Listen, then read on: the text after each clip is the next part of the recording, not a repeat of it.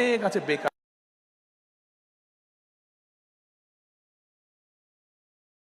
জানেন চট্টগ্রামে ইপিজেড আছে, ইপিজেড আছে না? আমরা আস্তে আস্তে কুমিল্লায় এই ইপিজেড আস্তে আস্তে একটা একটা করে ইপিজেড আমরা কুমিল্লাতেও করতে চাই, যেন এই এলাকার মানুষরা যাতে এই এলাকার ছেলেরা মেয়েরা যাতে এই কর্মসংস্থানের ব্যবস্থা হয়। একই সাথে আমরা এই এলাকার মেয়েরা যেহেতু প্রায় অনেক মেয়ে শিক্ষিত, মেয়েদের জন্য আমরা একটা ব্যবস্থা করতে চাই। অনেক কাজ আছে, অনেক শিল্প কারখানা আছে যেগুলো মেয়েদের কাজ করার উপযুক্ত, নারীদের বোনদের কাজ করার জন্য উপযুক্ত। আমরা সেই ধরনের যাতে মেয়েরাও ছেলেদের পাশাপাশি কাজ করতে পারে, মিল কারখানায় কাজ করতে পারে, সেই রকম মিল ফ্যাক্টরি ইন্ডাস্ট্রি আমরা ধীরে ধীরে ওই ইপিজেডের মধ্যে তৈরি করতে চাই।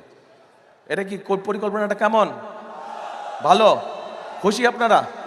আচ্ছা ঠিক আছে, এবার আসেন। খাল কাটা গেল, ও আরেকটা তো বলতে ভুলেই গেছি, সেটা হচ্ছে শুধু এইটা না,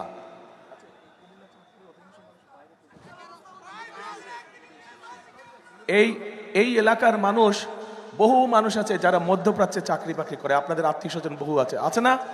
মধ্যপ্রাচ্যে, সৌদি আরবে, কুয়েতে, কাতারে, বিভিন্ন দেশে, ইউএইতে বিভিন্ন চাকরি বাকরি করে।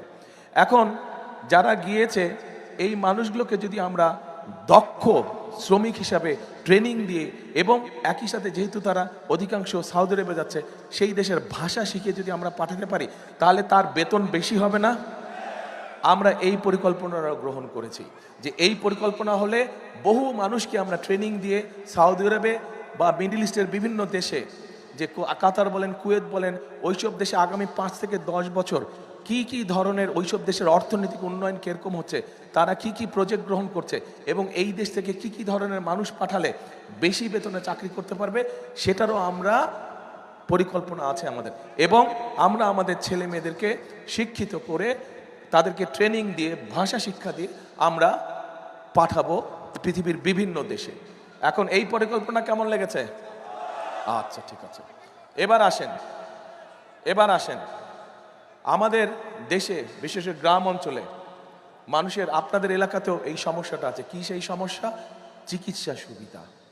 অনেক গ্রাম উপজেলা আছে যেখানে বিশেষ করে মা বোনেরা, শিশুরা তাদের অসুখ বিসুখ হলে, ছোটোখাটো অসুখ বিসুখ হলে, তারা হয়তো ভাই আজকে অন্য কাজে ব্যস্ত, অথবা স্বামী ব্যস্ত, অথবা ছেলে ব্যস্ত, হাসপাতালে সেটা উপজেলা হাসপাতালে হোক, সেটা জেলা সদর হাসপাতালে হোক, নিতে পারে না।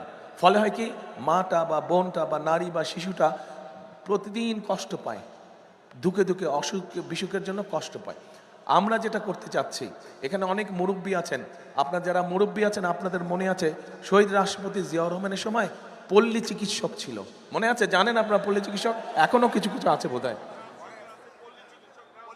হ্যাঁ, পল্লী চিকিৎসক, ঠিক এরকম আমরা চিকিৎসক, আমরা ওটাকে নাম দিয়েছি হেলথ কেয়ারার। এই হেলথ কেয়ারার আমরা অ্যাপয়েন্ট করব।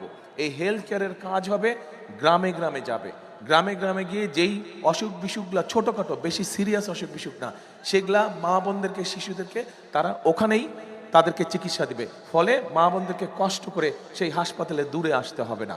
এটা কেমন লাগলো পরিকল্পনা? এখন আমি যদি এই যতক্ষণ আপনাদেরকে আমার পরিকল্পনার কথাগুলো বললাম, আমি যদি এখন অন্য রাজনৈতিক দল, সেই স্বৈরাচার বলেন, আমাদের সাথে যারা রাজনীতি করছে বা নির্বাচন আমাদের প্রতিপক্ষ যারা, এদের যদি আমি গীবত গাইতাম, এদের সমালোচনা করতাম, আপনাদের কোনো লাভ হতো ভাই? আমার এই কথা যেগুলো বললাম, এই কাজগুলো যদি বাস্তবায়ন করে, তাহলে আপনাদের লাভ হবে? বুঝি না, লাভ হবে? তাহলে কোনটা জরুরি? গীবত গাওয়া, সমালোচনা করা? হ্যাঁ, সমালোচনা করতে হবে মাঝে মাঝে, যদি দেখি বেশি ওলট পালট করছে তাহলে তো সমালোচনা করতেই হবে। কিন্তু আমাদের দেশের মানুষের পেটে ভাত দরকার, সকলের পকেটে পয়সা দরকার, হালাল কামাই দরকার, তাই না? চিকিৎসা দরকার, শিক্ষা দরকার, বিদেশ বা দেশে হোক কর্মসংস্থানের দরকার। কাজেই এইগুলো হচ্ছে আমাদের পরিকল্পনা। আমরা ভাই রাজনীতি করি, আমরা স্লোগান দেই যে আমাদের রাজনীতির মূল শক্তি হচ্ছে, উৎস হচ্ছে জনগণ। জনগণকে আমরা সবসময় আমাদের পাশে রাখতে চাই। সেই জন্যই ওই যে প্রথমে বললাম, বিএনপির অভিজ্ঞতা আছে দেশ চালানোর। আমাদের এই ফ্যামিলি কার্ড নিয়ে, আমাদের এই কৃষক কার্ড নিয়ে অন্য দল অনেক সমালোচনা করছে, শুনেছি আমি, আপনারাও দেখেছেন, পত্রপত্রিকা দেখেছেন না? এরা যা কয় কিচ্ছু যায় আসে না, আমাদের কিচ্ছু যায় আসে না। আপনারা এই যে জনগণ, লক্ষ জনগণ এখানে আজ এত রাতে উপস্থিত আছেন, আপনারা ইনশাল্লাহ ধানের শীষকে জয়যুক্ত করে সরকার গঠন করলে আমরা চোখ বন্ধ করে আমাদের কাজ করতে থাকব। যেই কাজগুলো করলে এই দেশের মানুষের, খেটে খাওয়া মানুষের উপকার হবে, এই দেশের খেটে খাওয়া মানুষ কিছুটা হলেও ভালো থাকতে পারবে। এখন এই কাজগুলো যদি আমাদেরকে বাস্তবায়ন করতে হয়, আরেকটা কথা বলি, ভাই স্লোগান দিস না, স্লোগান দিয়ে কোনো ফায়দা হবে না, স্লোগান দিয়ে কোনো ফায়দা হবে না। আর যে স্লোগান দেবে বুঝবো, আমি বুঝে নিব তুমি এখানে ডিস্টার্ব করার জন্য আসছো। হ্যাঁ, যে ডিস্টার্ব করার উদ্দেশ্যে আসছে সে স্লোগান দিচ্ছে। কাজেই তোমার নাম এখন থেকে হবে, যে স্লোগান দিবে তোমার নাম গুপ্ত হবে এখন থেকে। আচ্ছা, তো এখন আমাদের লক্ষ্য হচ্ছে, আমাদের উদ্দেশ্য হচ্ছে জনগণের ভাগ্যের পরিবর্তন করা, যাতে জনগণ যদি এখন 10% ভালো থাকে, যাতে আমরা ওটাকে 20% করতে পারি। 100% ধীরে ধীরে যাব আমরা, কিন্তু অন্তত যাতে 20% নিতে পারি। 20% নিলেও আমরা আলহামদুলিল্লাহ অনেক দূর এগোতে পারবো। তো এখন প্রিয় ভাইরা, প্রিয় বোনেরা, আমি তো বিএনপির পরিকল্পনার কথা বলছি। আপনাদের পরিকল্পনাটা কি? 12 তারিখে আপনাদের পরিকল্পনা কি? ধানের শীষকে জয়যুক্ত করতে হবে। এই যে গুপ্ত, ধানের শীষকে যদি জয়যুক্ত করেন আপনারা ইনশাআল্লাহ, তাহলেই আমি যেই পরিকল্পনার কথা বলেছি, যার ফলে এই দেশের সাধারণ মানুষ চিকিৎসা সুবিধা পাবে, যার ফলে এই এলাকার সাধারণ মানুষ ফ্যামিলি কার্ডের সুবিধা পাবে, যার ফলে এই এলাকার সাধারণ কৃষকরা কৃষি কার্ডের সুবিধা পাবে, যার ফলে এই এলাকার সন্তানেরা লেখাপড়ার সুবিধা পাবে। এবং ধীরে ধীরে, রাতারাতি তো সব কিছু হবে না। আমার হয়েছে জ্বর, বুঝছেন, জ্বর হয়েছে, এই ঘুরতে ঘুরতে জ্বর ঠান্ডা লেগে গেছে, আর ডাক্তার আমাকে অ্যান্টিবায়োটিক দিয়েছে 7 দিনের। এখন 7 দিন লাগবে ভালো হইতে, তো এই সামান্য জ্বর ভালো হইতে লাগবে 7 দিন। এত বড় দেশ, এত ফ্যামিলি কার্ড, এত কৃষক কার্ড, এত মানুষের চাকরির ব্যবস্থা করা একটু তো সময় লাগবে না? একদিনে মানে, সেই জন্য আমাদেরকে ধৈর্য ধরতে হবে।